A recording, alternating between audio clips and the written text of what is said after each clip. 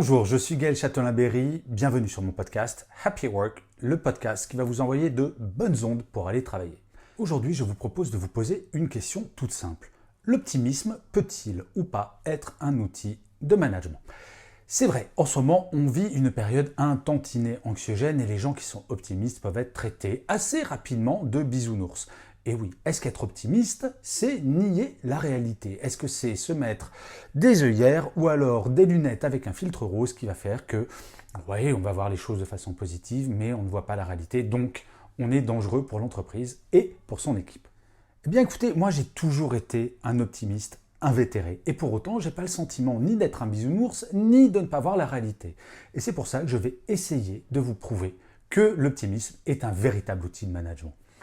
La première chose, c'est l'optimisme, c'est en fait l'école du réalisme. Ça peut vous sembler étonnant, mais je vais vous le démontrer tout de suite. Imaginez, vous prenez deux personnes, vous les jetez au milieu d'un immense lac, en pleine nuit, en hiver. A priori, ils sont dans une mauvaise situation. Le premier, le pessimiste, se dit « Bon, c'est bon, je vais mourir, c'est le dernier jour de ma vie, voire les dernières minutes. Ça sert à rien de nager, il fait nuit, il fait froid, je vais crever. » L'optimiste, lui, ne va pas se dire « Super, un bain de minuit, c'est chouette ». Non, il va bien avoir conscience qu'il est en danger. Tout ce qu'il va se dire, c'est « Si je ne nage pas, c'est sûr, je vais crever ». Donc l'optimiste va se dire « J'ai une chance de m'en sortir. » Et j'ai une chance de m'en sortir si je fais la planche et j'attends le petit matin en espérant qu'un bateau passe. Ou alors, je vais choisir une direction et je vais nager en espérant trouver la rive. L'optimiste, vous le voyez, ce n'est pas nier la réalité, c'est se dire qu'un problème peut être réglé. La deuxième raison pour laquelle l'optimisme est vraiment une qualité d'un manager, c'est que l'optimisme est contagieux, comme le sourire. Si vous voulez une équipe qui va se décourager au moindre problème, à la moindre adversité, à ce moment-là, soyez pessimiste. Et quand il y a une crise ou une baisse du résultat, si par exemple vous êtes directeur commercial, allez les voir en disant « Je crois que c'est foutu ». Être optimiste, au contraire, va permettre à votre équipe de développer une capacité à réagir aux problèmes, à ne pas se laisser abattre, à se dire « Ok, quand il y a un problème, on va essayer de le surmonter. » Oui, parce que mon manager m'a dit que quand il y a un problème, ce n'est pas la fin.